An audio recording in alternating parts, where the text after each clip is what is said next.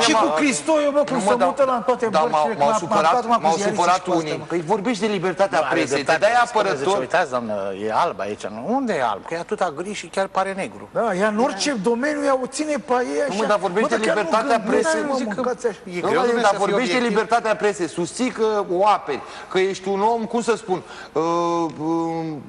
corect.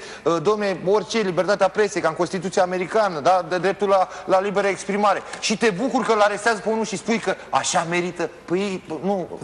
Despre ce vorbim? Că sunt idioți. Despre ce vorbim? Când a zis, dom'le, nu loviți într-un om căzut. Dom'le, dar nu, era un caz, dom'le, nu vorbim de Dan Diaconescu, de un cetățean, de un jurnalist. Dar un cetățean normal, bă, de ce mai jurnalist? Că mă enerveze acum. Nu. Orice și tăia pe stradă, n-are voie să fie luat aiurea și făcut așa. Nu mai neapărat jurnalist. N-ai văzut, mă, cum fac, mă, că era unul cu breton așa, ziceai că e Cicero la televizor tot de la, nu știu, nici m-am, așa.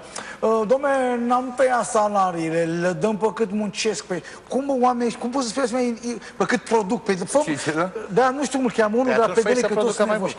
Păi creează, bă, creează-ne să, românul vrea să muncească. Creează-ne, mă, omului să muncească situația. Au închis absolut totul, și-au bătut, de tot și-au bătut jocul. Tot au adus de afară, pe eu nu știu toate manevrele care s-au făcut cu absolut totul, să aducă de afară ca și șpăgire. Să închidă aici. Până și roșiile le-au terminat. Lume mică, și eu vă mai spun încă o dată, a spus-o altcineva înaintea mea. România are nevoie de caractere, nu de programe. Stăm toți acum, bem vinul la lui Alupe, stăm cu picioarele în apă rece și facem 10 programe până mâine. De caractere. În momentul în care te bucuri de răul altuia, și și coleg de breaslă, iar tu susții că, domne, aperi până în pânzele albe libertatea, că ești un jeg, domne Oman. Și vreau să spun că nici jegul nu sunt, și la jegul suntem slabi. Da, dar reversul vedeți că oamenii, fiindcă Dan Diaconescu nu s-a gândit niciodată. Deci știți că spunea în glumă. Dar de câte ori mi-a spus mie lucrul ăsta? Da, s-am spus, nu, glumește, nu, așa. Și am glumit de atâtea ori. Dar după ce a văzut atâta lume, după ce evenimentul respectiv și a văzut reacția oamenilor, eu am fost aici în curte când am avut spectacolul ăla, care au zis unii că au fost câteva sute. N-au fost câteva sute. Câteva sute. Da, eram în țară, mă. Dar vreau să vă spun că s-a văzut pe imagine câteva sute. Și dintr-o dată a rămas impresionat. Eu am acceptat. Stai puțin, dacă oamenii ăștia vor și cred în mine, de ce nu n-aș marșa la așa ceva? Eu nu credeam că e o libertate atât de mare la dumneavoastră și mult timp recunosc că am fost înduit să vin. Nu toată lumea credea că face scenari aici. Da, la dumneavoastră. Și mi-a plăcut libertatea, mi-a plăcut chiar modul franc, faptul că sunteți o familie, a venit încet, încet. Nu mă, dar poți să vorbești aici ce vrei, mă. Și sunt de acord cu Serghei, pentru să știți că și eu am pățit același lucru. Colegi de-ai mei, vechi, domne, de brează, de 20 de ani. Domne, zice, da, cam decăzut, ai ajuns la Dan Diaconescu. Și când încet le spun, băi, dar aia de la Cațavencu, care i-au înjurat până acum de arut, au început să vină. Dacă a venit președinte Traian Băsescu, dacă a venit Boc, dacă a trecut Iliescu prin studio ăștia, lasă-mă, aia sau altceva. Hai, mă, nene, păi operezi cu aceeași măsură sau cu ce? A zis, băi, eu asta pe scaunul unde a stat și Băsescu. Sau te deranjează cumva? Eu stau pe ăla. Adică... Ăla e scaunul care... Dacă știam, nu m-aș fi așezat niciodată pe el. Ca să completezi-o prin înălțime. Nu, completezi-o prin înălțime ca să se simtă bine și Boc. Nu. Dom'le, până la urmă, OTV a ajuns un program național, datorită ambiției lui Dan Diaconescu și a echipei care și-a format-o aici. Că unii au mai plecat, unii au mai trădat. E urmărit. Eu am fost la mii de emisiuni. Toată lumea pe stradă, nu scrie Serghei de la OTV, nu scrie nimeni de aia. Da, e foarte mult. Păi și mie spune același lucru, zic, bă, nene, mai văzut la antenă și la asta, dar nu v-am povestit chestia aia genială. Dar vezi că am primit pe blog, da? Să te întreb de la... Așa? Da? De ce nu se implică biserica cu fondul cu astea ajutoare la inundații? Biserica... Că nu răspunde, că oamenii nu cu răutate. Azi se întreabă pe Florianca, așa? Nu, dar uite, o să spun de ce. De ce biserica nu intervine la inundații astea cu ajutoare? Biserica nefiind... Nu, biserica nefiind SRL, n-are nevoie să-și facă imagine, campanie, nu știu ce. E datoria bisericii. Vreau să spun că... Ascultă-mă, pe 2 s-a rugat Patriarhul, s-a făcut la nivel de Galați, unde e înalt preasfințitul Casian, înalt preasfințitul Ioachim, un om deosebit de la Bacău, și în toată Moldova, toate episcopiile strâng ajutoare cum strânge și Dan Diaconescu aici. Pe asta lumea nu știu, te spune că nu asta întâmplă. Vreau să spun că cel puțin în partea asta la Săucești, preoții s-au dus și au luat oamenii unde se cazeze și le-au dat de mâncare, mă, fiecare după cât a avut. Dar nu ies în față să-și facă reclamă, ia uite ce fac eu, că n-au nimic de câștigat. Asta e datoria lor. Înțelegi? Nu eram dator să întreb că după aia... Ca și cum ai întrebat, domnule Salvare, de ce nu se face? Păi și dator, are nevoie de reclamă. Biserica are nevoie de reclamă. Nu știți foarte bine. În 2005, când au fost alea cele mai mari ajutoare și s-au socotit că ca nivel de bani l-a dat-o biserica, dar biserica de unde ia? Tu de la oamenii săraci. Că biserica nu are banii ei. Vreau să spun că tot banul la văduve a omului simplu contează. Îl ia, îl gestionează și dă. Nu e chiar așa. Haideți că la biserică mă pricep. Nu m-am băgat în drept, vedeți că ne certăm urât. Știți că am două damblare, națiunea și biserica. Nu îmi spuneți mie cum e cu biserica, că iau foc. O să fac la culte ce face Serghii la agricultură. Adică nimic. Proporție. Nu intru în politică, mai am de așteptat. Eu îi doresc baftă lui Dan Diaconescu, dar cât timp nu vine cu...